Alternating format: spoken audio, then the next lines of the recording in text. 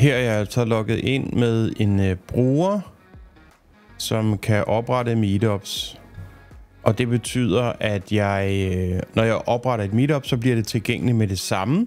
Hvis du logger ind med en standardbruger, eller du er gæst, når du opretter et meetup, så skal det lige godkendes af nogen. Nu vil jeg lige vise jer, hvordan man laver et meetup. Jeg trykker på plusset hernede, så skal jeg give det et navn. Nu skriver jeg lige test. Det bliver smækket online med det samme. Så skal jeg vælge en dato. Det er den 26. Hvornår starter det? Det gør det altså kl. 12.00. Den skal man lige lære at bruge. Den er super nem.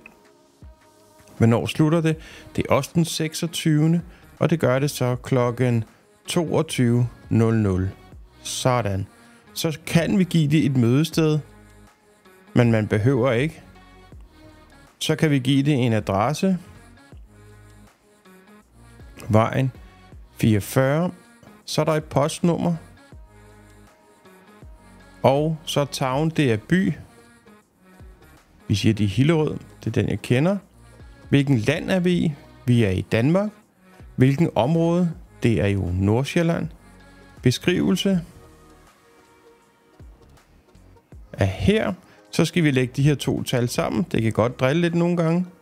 Og så skal vi vælge, hvad det er for et type. Det er et bil-event. Og ved du hvad, jeg laver det som et knallert-event, fordi så er der ikke så mange, der ser det. Er der toiletforhold? Nej, det er der desværre ikke. Kan man købe mad? Nej, det kan man heller ikke.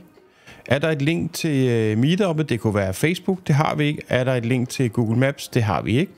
Koster det noget? Hvis man siger, at det koster noget, skal man så også udfylde en pris. Men det her, det er gratis. Så nu putter vi det her på. Save Meetups. Så skal vi se, når vi søger i Danmark. I Nordsjælland. Og vi behøver ikke engang mere, for vi kan allerede se, det er her. Og det er fordi, jeg kan selv oprette meetups, og det er der også nogle andre, der kan. Man må kun oprette sine egne meetups, man må ikke oprette andres.